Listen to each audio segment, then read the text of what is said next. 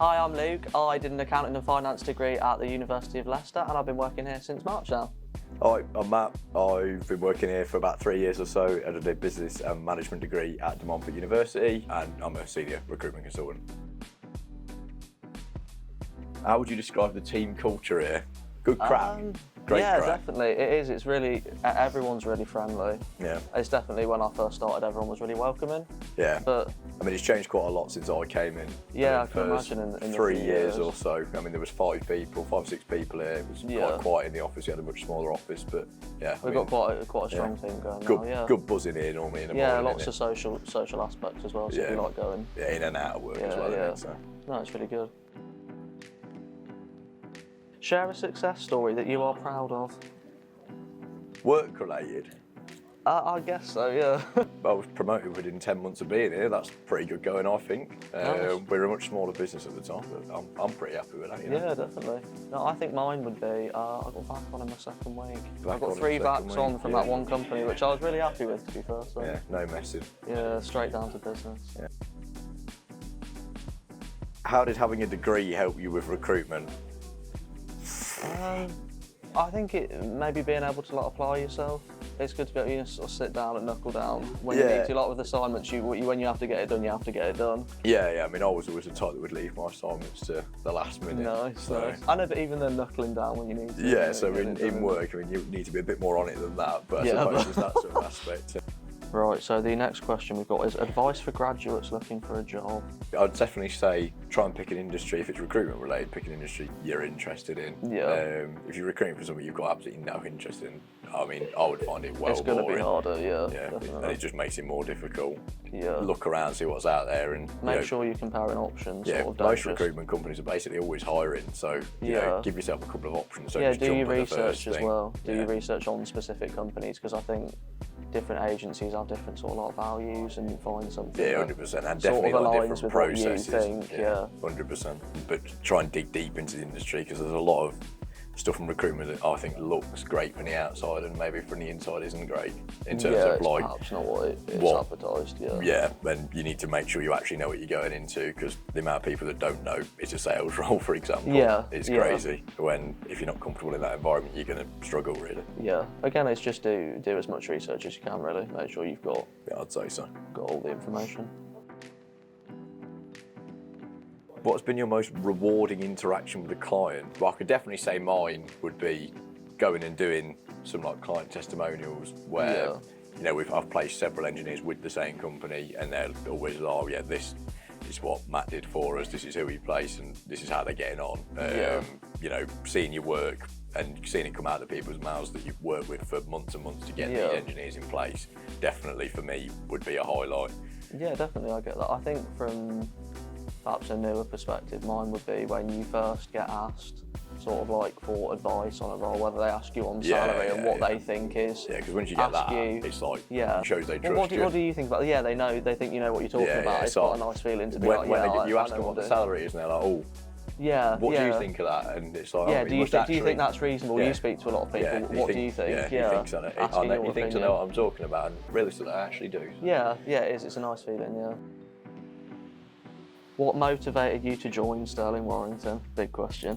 Well, half day Friday helps. That is good. But, I'll be honest, I do love that. When I joined, to be fair, it was very different to when you came in. As I say, 5 people. One of the questions I asked Adam was, you know, where do you see it in a few years' time? Yeah. And we're 3 years into that 5 year now, and he's almost sort of 4 or 5x the size of the company. We're in a much bigger office. That's exactly what he sort of said. Yeah. So I could see he had that drive to take it, and seemed to match with my values, I guess, from when they were interviewing at that time. I suppose your interview was quite different. I'd say it's a similar thing, to be fair. I was definitely interviewing with Adam and Kish. They sort of went through the vision of what they had. Kish.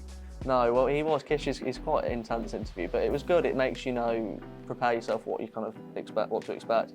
But I like that they went through what they had planned, like a specific training plan. I think lots of recruitment agencies don't have training, really, do they? It's Yeah, just sort of and to be stick you fair, in and then see how you get on. Where That wasn't part of my interview either. When I had, they weren't able to promise, oh, you'll come in and have a specific training manager. And a lot of mine was done sort of on the job, I guess. Yeah, so it was like various people chipping in, and there was quite a lot of experience in the business, even though there was only sort of 5-6 people. There was a lot of experience, and I picked up bits of everybody, to be fair. Yeah, definitely. But having Kish has been really, really beneficial, to be fair. Yeah, helpful. It does help when he's your boss, so you have to say that. True. What does a typical day look like for you? Well, my day's pretty structured for a couple of hours, I'd say. Obviously, new candidates, which is pretty much what every agency is going to be doing, and then chase my CVs, chase my leads, and then it's all about sourcing for the hottest role you've got for me, versus a little bit different for you because you're sort of where you want to be speaking to the clients that are a little bit more passive, even if they're not looking. Yeah, it is slightly different. Ours is more structured in the sense of we tend to do actual sessions of just candidate calling and then BD. So and mix it up that way, depending on if you've got priorities, and obviously we focus on I feel like still, when you're a bit newer, you do want it to be a bit more structured. Yeah, it's quite nice. Ours is generally more reactive, but mornings we tend to do candidates, and then afternoon is BD, and then it switches over depending on what we fancy, really. Yeah, I get you.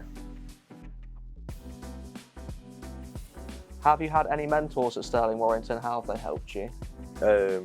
Yeah, I mean, like I said earlier, pretty much everybody that was in the business helped me at the start, specifically say Johnny and Adam, because Johnny worked in my market and Adam was the person who recruited me, so they sort of took it upon themselves to teach me everything there is to know. But I had training from everybody. I had training from Nat, I had training from Courtney, and pretty much everybody that was with the business at the time. So they all taught me little different bits, and I'm still using stuff to this day and asking them even stuff to this day. So no, it's definitely supportive. Mine would be mainly with Adam and Kish.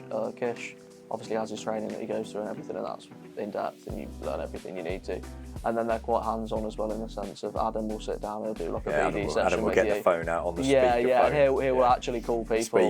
Speaking to some receptionists and making some, which is always nice mess, to hear. Like he says, hear other people, how they do it, what they do differently, and how you can improve on what you do. Loads of my learning was that, to be fair, because it was just a small office where it was quite quiet, so I was hearing basically what everybody said at any time. So because everyone has like different styles. If I heard Johnny say something, then I was like, oh, that's quite useful. I'll probably pick that up and use it myself, and it tends to work if you learn in that way as well as sort of classroom-based whiteboard stuff, I think. Yeah, definitely. It's good to have sort of both, isn't it?